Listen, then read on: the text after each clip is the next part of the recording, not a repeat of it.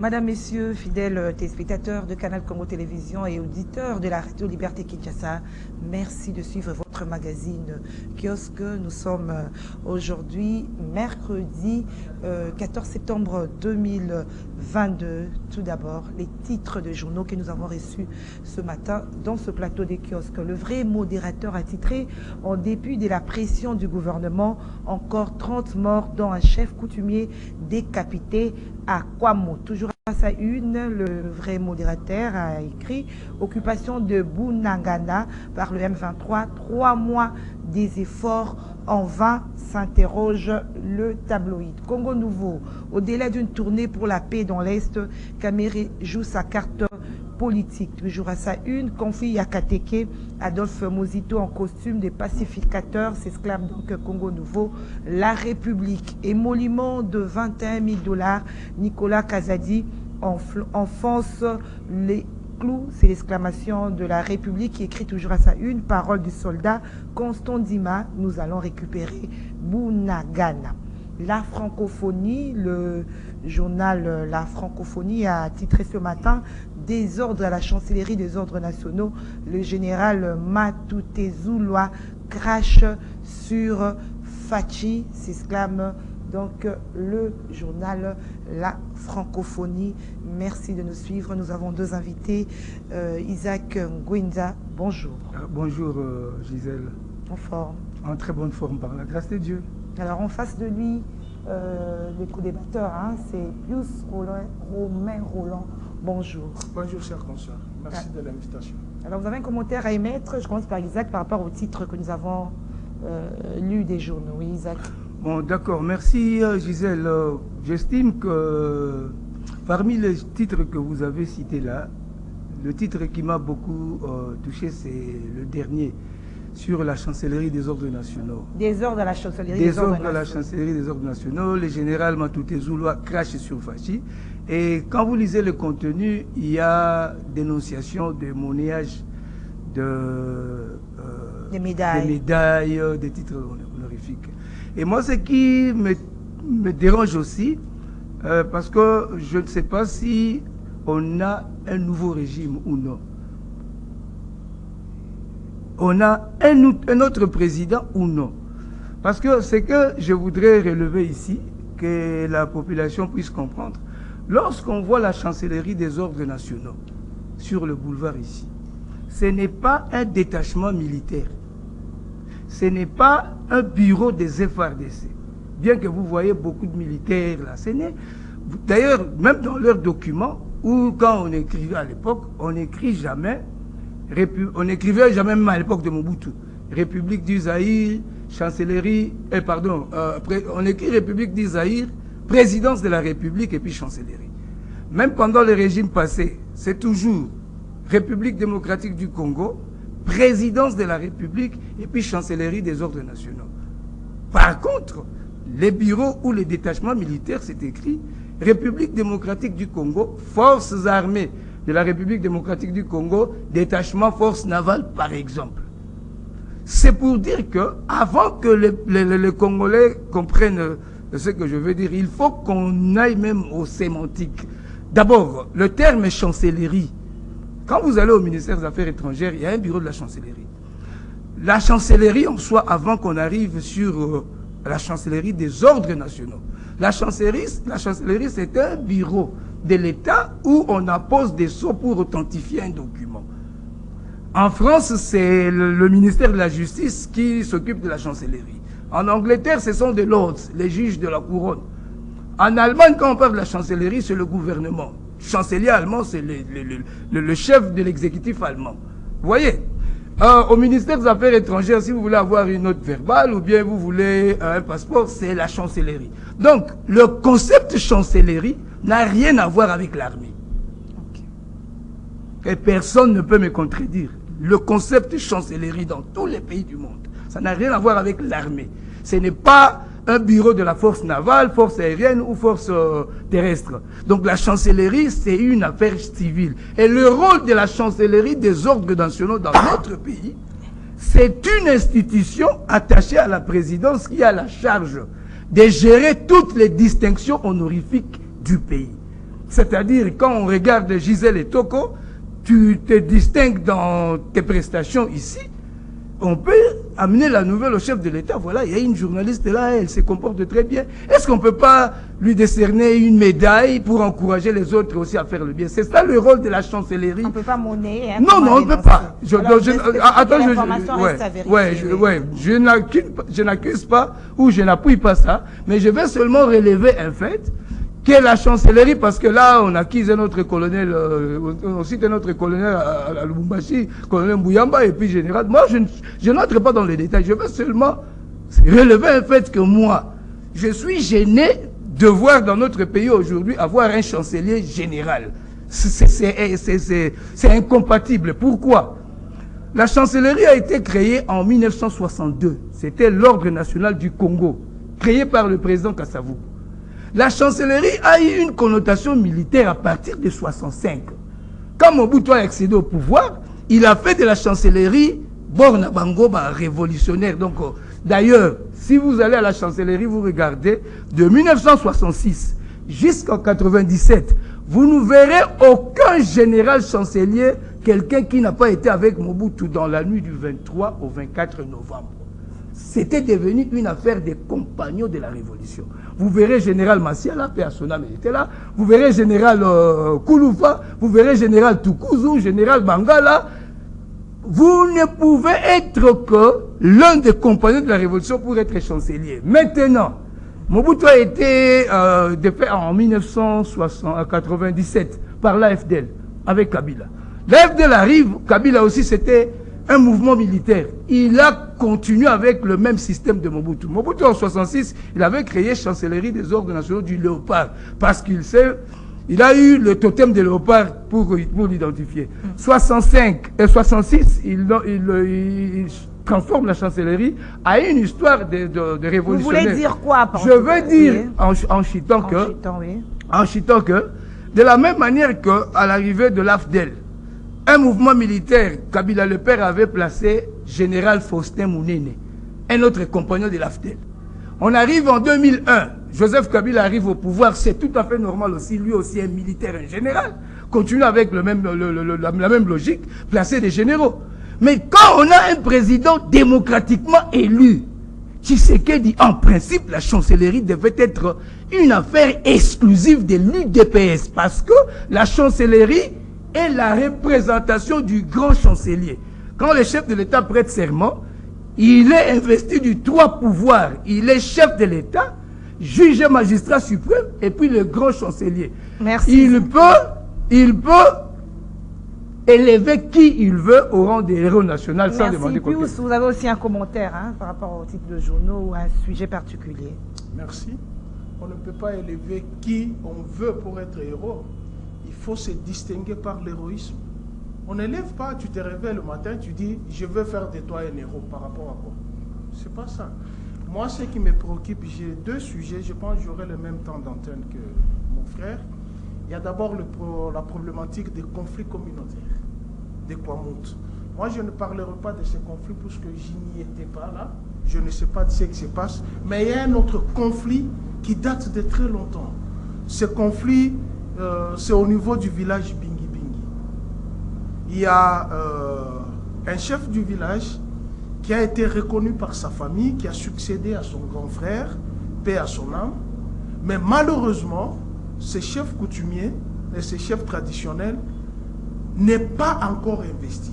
Alors que tous les documents qu'il dispose, que ce soit des juridictions, que ce soit des gouvernements, que ce soit du ministère de l'Intérieur, que ce soit au niveau de coutumier, mais on n'arrive pas toujours à l'investir puisqu'il y a un militaire qui s'est fait passer pour chef coutumier dans le village Bingi Bingi. C'est dans quelle province? Ici à Kinshasa. Ah, ok. Ici à Kinshasa, derrière le camp Kibomango. Ah, ok. Alors là, j'en appelle maintenant à tous les responsables politiques. Je me pose la question, depuis quand un policier peut être chef coutumier? Il n'est même pas issu de cette lignée. Celui qui était décédé, c'était Salomon Mouele, je pense.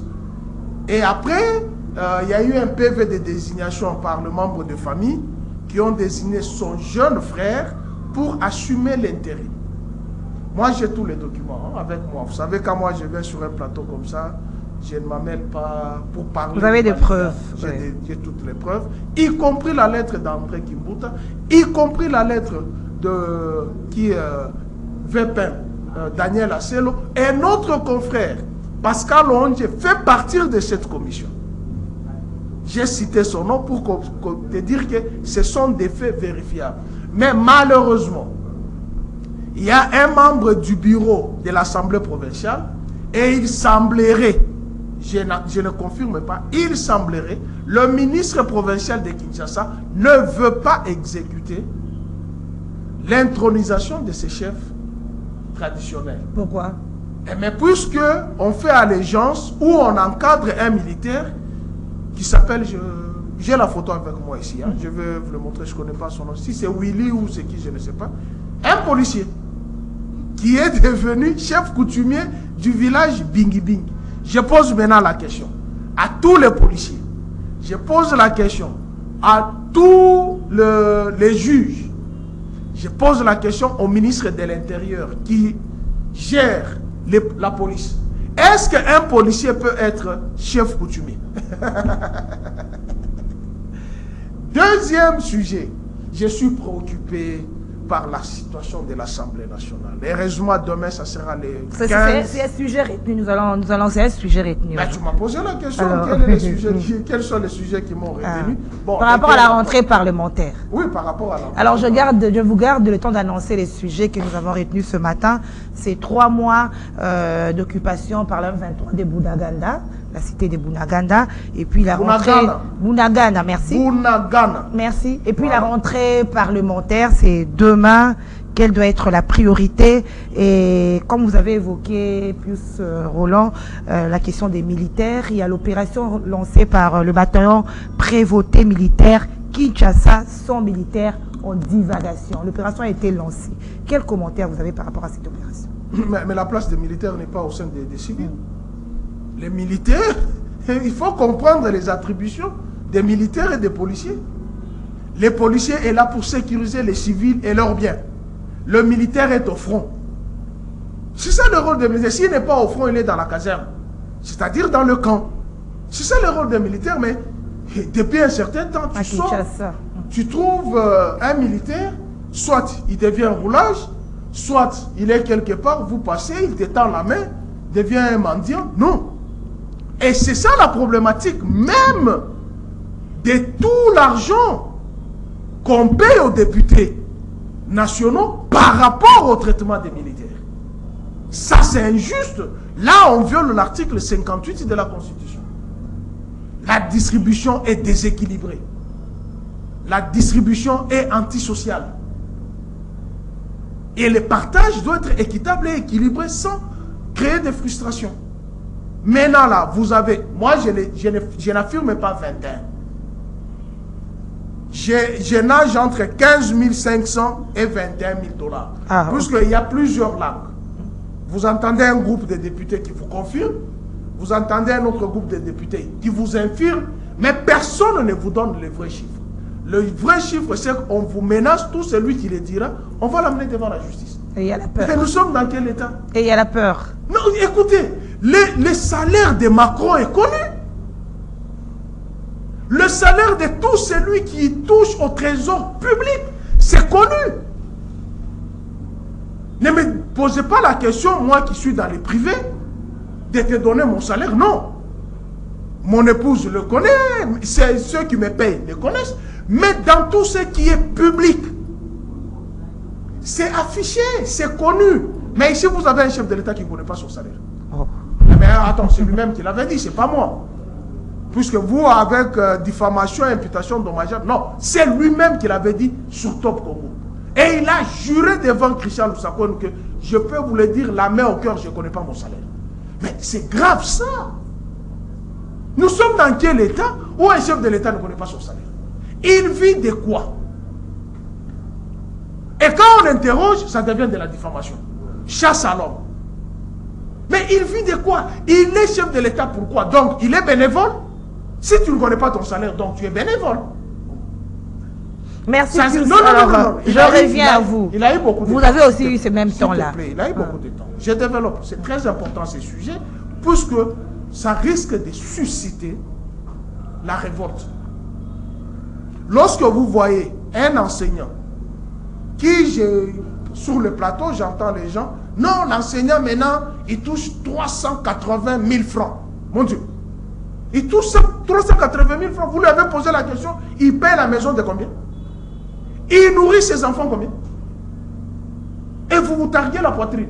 Mais vous avez quelqu'un qui a seulement deux missions. Deux missions lui reconnues par la Constitution. Légiférer et contrôler les institutions de la République. Notamment les gouvernements, les entreprises. C'est le rôle des députés. Mais voilà, Tshilombo arrive, il institutionnalise une autre activité des députés. Frais funéraires, non, ils ne pouvaient même pas le dire. Ce n'est pas le rôle des députés d'aller enterrer les gens, de faire les ponts, de construire une route, de chercher un câble électrique. Non, le rôle des députés dans mon quartier, il n'y a pas les courants. Monsieur l'ADG de la SNL, venez d'abord. Expliquez-moi comment ces gens ici paient l'électricité. Ils n'ont pas le courant. C'est pas à toi d'acheter les câbles. Mais ils sont dérangés. Non, alors, il ne peut pas. Je reviens à vous. Il ne peut pas. Et le chef de l'État, s'il te plaît, Gisèle, je reviens à vous. J'ai conclu. Le chef de l'État ne pouvait pas le dire. Puisqu'en le disant, il a confirmé réellement la thèse d'engraisser les députés pour faire face à ce genre d'activité. Constitutionnellement, c'est pas ça. Merci. Merci alors Isaac. Nous étions dans l'opération de bataillon prévoté militaire qui a lancé opération Kinshasa sans militaire en divagation. Oui, pour ôter l'équivoque. Pour ôter l'équivoque, je vais d'abord ôter l'équivoque sur ce que j'ai déclaré ici. Parce que quand Pius a pris la parole, il a dit que le chef de l'État ne peut pas s'élever un matin, il élève quelqu'un au rang des héros national ou quoi que ce soit. Il faut que la personne ait fait quelque chose. Je vais vous faire comprendre que lorsque le chef de l'État prête serment, il est investi de ses trois pouvoirs régaliens, de magistrat et juge suprême. Il peut faire sortir n'importe quel prisonnier qu'il veut. Il peut élever qui il veut. Je vais peut-être vous choquer. Quand vous avez parlé, je vous ai écouté. Non, attendez. Quand vous avez parlé, allez-y. Voilà. Allez-y.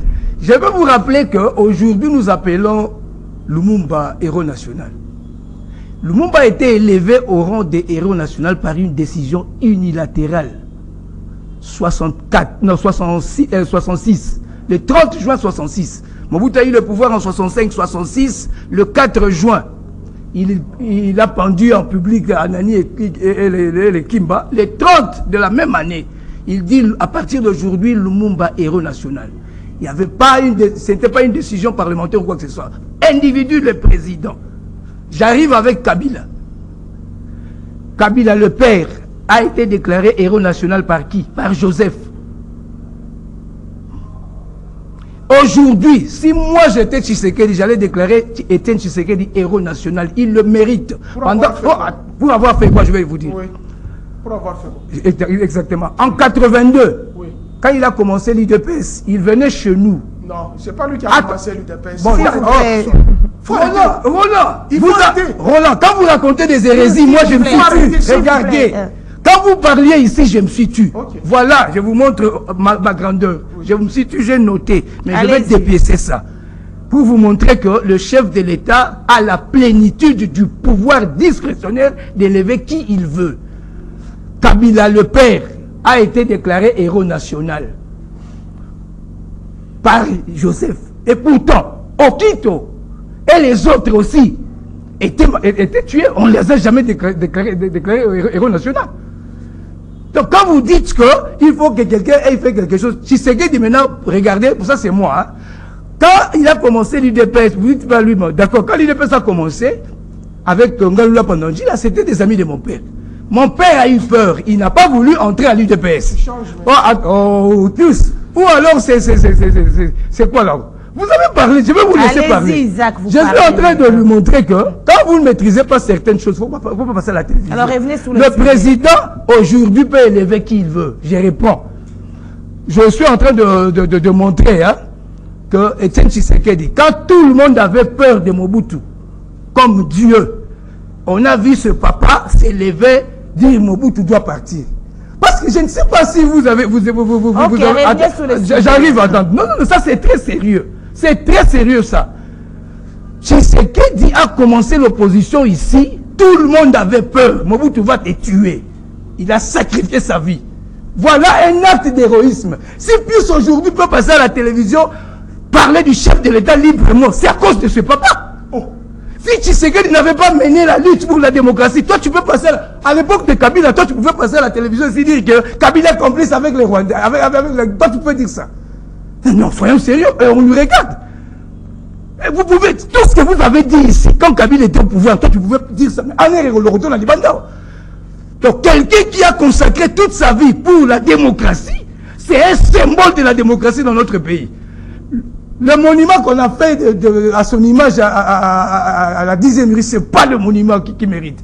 Il devait mériter comme celui de parler de Marc, un grand monument. Tshisekedi, c'est un grand. Si moi aujourd'hui je peux parler librement à la télévision, c'est parce que ce vieux a mené une opposition. Là, vous l'avez et derrière lui, les gens ont suivi et aujourd'hui tout le monde peut passer à la télévision et dire n'importe quoi. Maintenant j'entre dans le sujet. Oui. Normalement, les militaires, leur place, c'est la caserne, ça c'est normal. Et le rôle de l'armée, c'est de la défense du territoire national et sa protection. La police, c'est la protection des personnes et de leurs biens, comme Pius a dit. Maintenant, le vrai problème, je sais que dans notre pays, il y a, pendant des années, le degré qu'a atteint la corruption, c'est inadmissible. Tout le monde sait. Il y a eu des détournements de l'argent des soldats et tout là. Quelqu'un qui a été au front, il a reçu une balle, il arrive à Kinshasa, il est négligé. Vous le voyez dans la rue, commencer à commander là, ça fait mal. Mais ça, c'est le ministre de la Défense qui doit s'en charger. Faire un rapport au gouvernement, chercher comment encadrer ces militaires. Donc là, j'appuie aussi que c'est anormal qu'on voie des militaires mendier ou en divagation, comme vous avez dit là dans la rue, c'est pas normal. Vous voyez? Donc, c'est ici que le ministre de la Défense doit étudier ces cas, répertorier ces militaires. On a des camps, créer un camp, mettez-les, prenez soin d'eux. C'est un peu ça.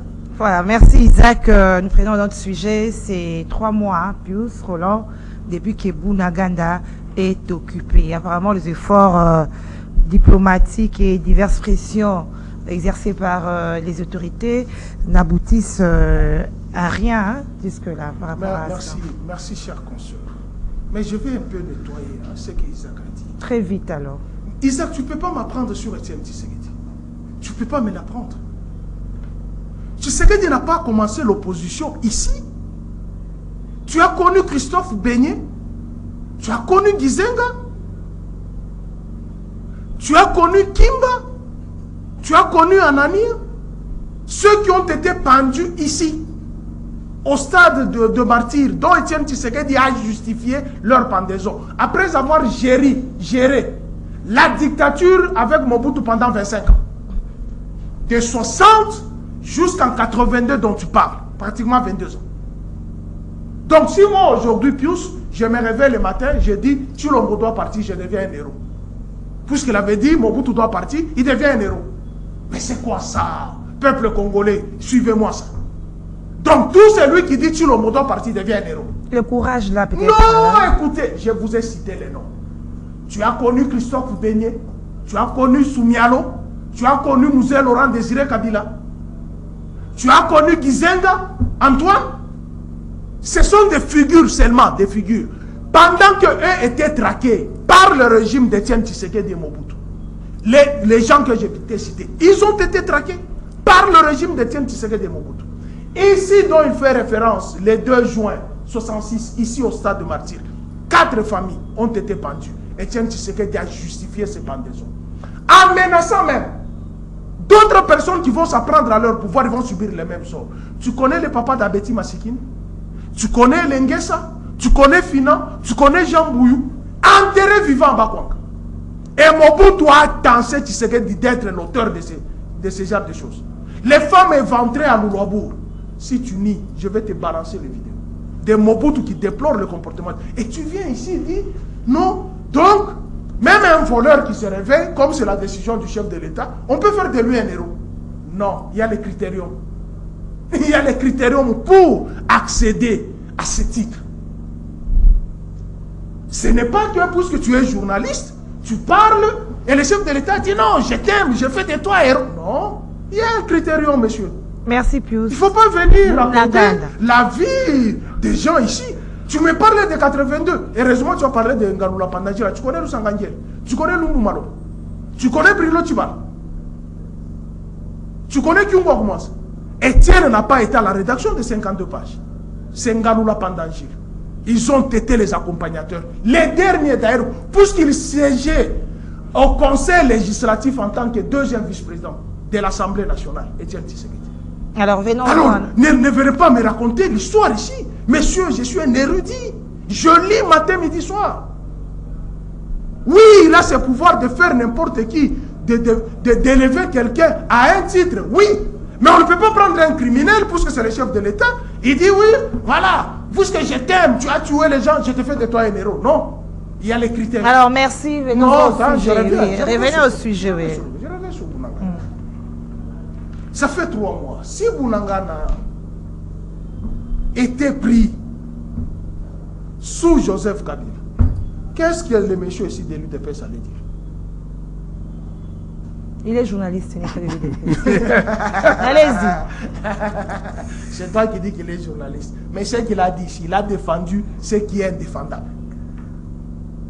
Pour un journaliste qui lit l'histoire politique de ce pays, il ne peut pas mettre Etienne Tshisekedi sur le rang des héros nationaux. Jamais. Et puis il est mort comment? Il est mort de sa maladie. Il n'est pas mort au front. Mouzé est mort au front. Lumumba est mort au front. Mais quelqu'un qui est mort de sa maladie, tu es à l'hôpital et tu veux faire de lui héros. Monsieur, tu veux aller dans un ministère chercher le ketchup pour avoir un poste pour défendre l'indéfendable. Il y a les critères. Bounaganda, vous êtes... Si Bounagana est pris aujourd'hui, si c'était à l'époque de Joseph Kabila, qu'est-ce qu'on allait dire? Il a vendu aux Rwandais. Puisqu'il est Rwandais, c'est eux qui ont dit de Joseph Kabila qu'il était Rwandais. Puisqu'il est Rwandais, il est Tanzanien. Voilà, Bounagana est parti. Lui, qu'on a tensé des Rwandais, il a laissé la République démocratique du Congo avec toute sa superficie. 2 345 410 km. Aujourd'hui, Bounagana n'est pas là. Et ceux qui sont là-bas, qu'est-ce qu'on dit d'eux? L'argent qu'on donne aux députés, là, les 21, je suis dans la fourchette 15, 21. Mais prenez cet argent, donnons aux militaires, récupérons Bounagana. C'est plus facile. Ce qu'il parle là, vous savez, il y a combien de militaires, nous qui s'asseyons quelque part prendre un verre. Les militaires, tu le vois, il a une jambe extropiée, l'âme extropiée. Il vient du front pour défendre l'intégrité de la République. Mais c'est celui-là qui est le mal aimé. Mais on prend les gens qui ont été dans les institutions. Les anciens ministres, les anciens gouverneurs, les anciens mandataires, les anciens députés nationaux, les anciens députés provinciaux, les anciens sénateurs qui siègent encore au Parlement, 27 millions pour un palissade. Alors, Pius, ça me vient à tête par rapport aux propos du ministre de Finances dans une radio de la place. Il disait que même si on prenait l'argent qu'on donne aux députés, on les répartissait chez les fonctionnaires, par exemple, ça servirait à rien. Ils recevront combien? Quelle analyse vous faites de ces propos du ministre des Finances? Il doit démissionner. Il doit démissionner. Il ne peut pas dire ça. La République a l'argent. Mais comment ils sont partis de 160 pour faire 380? Comment ils sont partis de ces chiffres? Mais on nous vend ici, matin, midi, soir. Le budget est de 14 milliards. On nous vend matin, midi, soir. Le budget de 14 milliards. Mais regardez celui qui a géré la République. Avec un budget de 4 à 5 milliards, il a organisé les élections sans tendre la main aux institutions de Bretton Woods. Mais vous dites, vous avez le budget de 14 milliards. Mais vous tendez la main aux institutions de Bretton Woods pour vous donner l'argent à organiser les élections. Vous trouvez qu'il y a du sérieux vraiment? Merci plus. Alors, Isaac, l'insécurité, je prends ça de façon générale par rapport aux 3 mois de Bunagana, insécurité à l'est du pays. Bunagana, et plus. Insécurité à Bunagana. Est-ce que cela ne va pas constituer une barrière pour la tenue des élections? Bon, comme l'esprit de l'émission, je vais d'abord rectifier tout ce que Roland a développé ici. Et je veux qu'il se taise comme je me suis tu comme... allez-y, allez-y. Il ne doit pas parler, hein. D'abord, je vais lui rappeler une chose. Il s'est appelé érudit. C'est-à-dire quelqu'un qui est savant, qui connaît. Un peu de modestie. Je vais vous dire une chose. Quand ce pays a connu la dictature, c'est-à-dire à partir de 65, si on avait une idée sur ce qu'a été la personne de Mobutu, puis vous n'allez pas raconter tout ce qu'il raconte ici. D'abord, Mobutu, quand il a eu le pouvoir en 65, il avait 35 ans, un jeune. Anani Kimba Bamba Mahamba, qu'il a pendu en public. C'était juste pour créer la peur dans le cœur des gens et gérer le pays. Mobutu a géré le pays par des principes machiavéliques. C'est-à-dire quoi? Nicolas Machiavel, qui a écrit Le Prince, l'ouvrage que la plupart des politiciens, des chefs d'État en Afrique, ils ont utilisé pour régner. Hein? Machiavel a dit, quand on est chef, entre être aimé et être craint, qu'est-ce qu'il faut choisir? Entre Balingo Mingi, Tobabanga Mingi, qu'est-ce qu'il faut à un chef? Mobutu a opté pour être craint, pas être aimé. 35 ans, il a eu le pouvoir pour ne pas permettre pendant son régime que des journalistes, des gens passent à la télévision dire n'importe quoi. Mobutu a organisé une fausse conjuration. 4 ministres sans armée, il les accuse qu'ils veulent lui tendre un coup d'État. Il les a pendus en public. Le 4 juin 1966, ça donnait la peur à tout le monde. Quand Mobutu était au pouvoir, même dans votre chambre, vous ne pouvez pas parler de mal de lui. Même dans votre propre chambre. Il va voir. Il va voir le miron des oreilles. C'est regarde l'expression. Quand on grandissait, le miron des oreilles. Et toi, tu ne peux pas. Maintenant, regardez Tshisekedi, hein? Peut-être lui ne sait pas que parmi les personnes qui ont donné à Mobutu la plénitude du pouvoir politique, c'était Tshisekedi et Liaou. Avec la constitution de 67, la deuxième constitution, parce que quand Mobutu était au pouvoir, il ne pouvait pas exercer une dictature. Parce que la constitution de Luluabour ne le permettait pas. Il avait besoin d'une constitution qui devait lui donner la plénitude du pouvoir. Et c'était Liaou et Tshisekedi qui avaient écrit la constitution. Ne vous en faites pas, j'arrive. La constitution de 67. Parce que c'était Manu Militari, vous devez l'écrire, sinon je vais vous tuer. Et ils ont fait cette constitution. Maintenant, regardez ce que l'opinion doit retenir de Tshisekedi. Dans la vie, quand vous avez commis une faute en marchant, dès que vous repérez votre faute, corrigez et marchez. Qui ont combattu Mobutu? Toujours Tshisekedi et Liaoula. Ce sont eux qui ont commencé l'IDPS. J'arrive, pardon. J'arrive. Je dois totaliser ça parce que nous sommes à la télévision. Il faut que les Congolais comprennent. On l'a entendu, on doit aussi m'attendre. C'est-à-dire, quand je dis que Tshisekedi n'est pas criminel, Tshisekedi n'a tué personne. Mobutu, quand il était au pouvoir, il était craint. Vous osez vous opposer, il vous tue. Il a tué beaucoup, on le sait. Mais quand on est arrivé en 82, quand l'UDPS a commencé, il fallait des courageux. C'est à peu près comme ce qui s'est passé en 56. Quand la Belgique a demandé au Congo d'attendre l'indépendance 30 ans après, on devait avoir des courageux, des gens qui devaient se mettre debout et dire non. Des grâces parmi les 6 personnes qui se sont mis debout pour dire non. Au Belge, on cite mon nom, Gwenza. Antoine Gwenza et tout. J'arrive. Vous voyez, c'est pour dire que quand quelqu'un a posé un acte de bravoure, si moi aujourd'hui je porte la cravate, c'est l'IDPS. On ne pouvait même pas porter des cravates pendant l'époque de Mobutu. Pour votre information, on portait des abacos. Personne ne pouvait porter, même les filles aujourd'hui. Si Aujourd'hui, les femmes portent des pantalons, même si c'est contraire à certaines conceptions religieuses, c'est la démocratie. C'est l'UDPS qui a lutté pour la démocratie ici. Il a cité les Kisenga et ainsi de suite. Les Kisenga, personnellement, ils ont fui parce que tous les Lumumbistes de l'époque, ils étaient pour chasser, ils ont fui. Mais quand on luttait pour la démocratie ici, les marches qu'on a ici, c'est ce qui a abouti aujourd'hui à la liberté d'expression. Vous voyez, c'est là que moi j'ai toujours dit, merci, si on connaît, oui. Les gens nous regardent, hein, les Congolais, ils nous regardent. Si vous ne maîtrisez pas l'histoire du pays, mieux vaut se taire au lieu de dire, passer à la télévision, déclarer des choses qui vous condamneront même en sortant d'ici. Parce que dans ce pays, vous pouviez parler sans le mouvement de l'IDPS. Et aujourd'hui, l'IDPS est au pouvoir. Répondez de ma question. Je réponds maintenant à la question de Bunagana. Pour dire aussi à Pius, quand si c'était à l'époque de Kabila, on allait dire quoi que Kabila avait fait. Moi, je suis allé à Rutshuru en 2007. Mende nous regarde, hein? Allez voir Mende. Je lui ai amené les images de Rutshuru avec le drapeau de CNDP. 2007 qui est au pouvoir. Parce que vous voulez faire croire aux gens à la télévision que non, Bunagana est pris si c'était à l'époque de Kabila. À l'époque de Kabila, Rutshuru a été pris aussi. Mais c'était juste proche de Bunagana. Moi, j'ai amené les images, je travaillais pour la télévision sud-africaine, je suis allé, j'ai fait des reportages, j'arrive à Kinshasa, je suis allé voir Mende. J'ai écrit son attaché de presse, m'a amené chez Mende, j'ai remis à Mende la copie du meeting du Kunda et tout là. Son drapeau de l'aide de CNDP. C'était de couleur, tu vois le drapeau du Impère, il y a Mobutu de Impère là. Là où Mobutu a mis la couleur verte, eux ils ont mis bleu. Là où Mobutu a mis la couleur jaune, ils ont mis rouge. Ils avaient en commun la main qui tient le flambeau. Vous avez vu ça?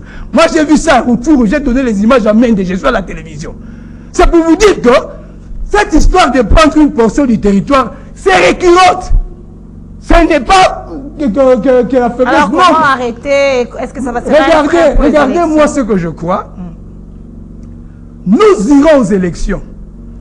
Si l'identification des électeurs telle que la CENI prévoit ça au mois de décembre, je crois que d'ici le mois de décembre, par des moyens diplomatiques ou militaires ou quoi que ce soit, Bunagana sera récupéré, comme le général Ndima vient de le dire au Constant Ndima, au journal ici, que nous allons récupérer Bunagana. On va récupérer Bunagana. Mais sauf que notre gouvernement a opté pour des voies diplomatiques pour résoudre ce genre de conflit. Mais on ne doit pas empêcher, on ne doit pas nous n'allons pas nous priver d'aller aux élections parce qu'une partie du territoire est prise. Moi, je suis sûr. Bunagana sera récupéré, même par des négociations ou par la guerre, on va récupérer ça. Parce que ce n'est pas la première fois. Peut-être Roland Pius pense que c'est maintenant pendant la Kabila. Allez, non! Je vous dis qu'en 2007, je suis à la télévision. Un autre drapeau a flotté dans le territoire congolais, Kabila ici au pouvoir. Alors, nous allons déjà vers la fin, Pius, des temps d'aborder un dernier mot à travers les sujets puisque nous avons annoncé, rentrée parlementaire, qui doit être la priorité. Le sujet va revenir demain, mais une minute par rapport à ces sujets. Merci, voilà. Cher consul. Regarde la vidéo ici. Non, parlez. Regarde la vidéo, regarde. Parlez. Là-bas. Lis. Je lis. Très vite, hein. Les conjurés de la Pentecôte. Le 30 mai 1966, Mobutu révèle, à travers les ondes de la radio Congo, l'identité des 4 politiciens arrêtés. Dans cette vidéo, tournée après leur pendaison, Étienne Tshisekedi, ministre intérieur et affaires coutumières, justifie la décision de pendaison. La vidéo est là. Monsieur, tu ne m'apprendras rien. Quand je dis je suis un érudit, s'il te plaît, tu m'as dit de me taire. Okay. Je me suis tu. Attendez. Tu as vociféré. Et tu as même transpiré. Sans rien dire. Et tu viens argumenter ici. C'est grâce à l'UDPS que nous avons porté la cravate. Monsieur, moi j'ai étudié avec la cravate à l'école Madjili. J'ai étudié. En qualité de Rwandais ou Burundais, c'est juste. S'il vous plaît. À votre âge, c'est en qualité de Rwandais, parce que les Rwandais portaient des cravates, pas des Congolais. Est-ce que Mobutu, quand il a pris le pouvoir, il portait la cravate ou non? Si tu n'as pas ça, il a authentifié les tout en 71. Dès 60, en 71, Mobutu ne portait pas la cravate. Est-ce que le fait de porter la cravate devient une identité des gens? Mao n'a jamais porté la cravate, mais il y a les Chinois qui portaient la cravate. Mais c'est pas le cas Est-ce avec que nous. porter la cravate devient une identité de l'UDPS? Et heureusement, vous confirmez que c'est lui qui a donné la totalité du pouvoir monarchique, dictatorial, c'est Etienne Tshisekedi Eliaou. Heureusement, vous le reconnaissez. Et qui l'ont Oh, détruit? s'il te plaît. Ah voilà. S'il te plaît. Tu as parlé. S'il vous plaît, Ok, oui, ça allez va. vite. Ça va. Ouais. Ok. Mais quand tu parles, non, est-ce qu'à l'époque de Mobutu, à l'époque de Kabila, tu peux passer à la table? Est-ce qu'il y a un chef de l'État qui a été insulté plus que Kabila dans les médias? Il y a un chef de l'État qui a été insulté plus que Kabila dans le média. Non, il faut avoir la modestie de le reconnaître. Et quand vous parlez de la démocratie, c'est l'UDPS qui a mené la démocratie. Messieurs, tu ne connais pas les vents de la perestroïka. Il faut arrêter avec cette histoire. Bon, ça va. Il faut arrêter. Il y a eu consultation avant la démocratisation. Mobutu a consulté à travers Chimbombo Mukuna et Mokolo Ampombo. Moi, j'ai fui étudiant à l'Académie des Beaux-Arts. On nous a consulté en pleine dictature avant qu'on arrive. Si un groupe de gens qui se sont rebellés contre leur chef, vous ne pouvez pas dire que c'est à cause d'eux. Je t'ai cité Mouzé, je t'ai cité Soumialo, je t'ai cité Beignet. Même les conjurés dont tu as parlé. Ils sont nombreux qui ont payé les prix les plus forts. Je t'ai cité les noms de Papa Betty Masikini, Papa Fina, Nyangara, Elengesa, Joseph Mbouy. Là, Ils vous avez sont déjà nombreux. dit, oui. Ne viens pas raconter la vie de votre début de l'UDPS. Je sais que tu as la nostalgie. Et quand je dis tu es de l'UDPS, tu dis. Quand je dis tu es de l'UDPS, tu dis. Moi, je suis un ancien membre de l'UDPS. Moi, je suis l'ancien président de la jeunesse de l'UDPS Massina. Je peux partir avec toi, Massina. Tout le monde me connaissait avec l'identité de l'UDPS. Mais je regardais que c'est un parti tribaliste, qui ne relève même pas d'être à la tête de ce pays. Merci. Mais alors, quand vous Nous venez sommes arrivés à la raconter votre fin, vie oui. ici, vous pensez me donner moi la leçon. Mobutu justifie même le pourquoi Etienne Tshisekedi est entré en désaccord avec lui. Et tu sais, Mobutu a justifié, c'est pour ce qu'il ne lui a pas accordé les beefsteaks. Dans leur manigance, lorsque Mobutu prit le pouvoir, le 5 septembre 1960, pour avoir déchu Lumumba, les premiers qui étaient dans son cercle, c'était qui? C'était les commissaires généraux. Merci. Et ils se sont entendus 5 ans après. Et c'est la deuxième personnalité de la République à l'époque, c'était Etienne Tshisekedi, qui devrait prendre le pouvoir. Mobutu l'a dribblé. Nous sommes arrivés à la fin. Nous sommes arrivés à la fin. S'il vous plaît, please. Alors, ne raconte pas Vous ça. n'avez La même pas rentrée répondu. Non, parlementaire. nous sommes arrivés à la fin. Nous allons rentrée. revenir sur le sujet demain. C'est la fin de notre magazine Kiosque, malheureusement. Ramène-lui. Demain, même heure sur Canal Congo Ramène-le. Télévision. Merci à vous deux et à l'équipe technique. Au revoir.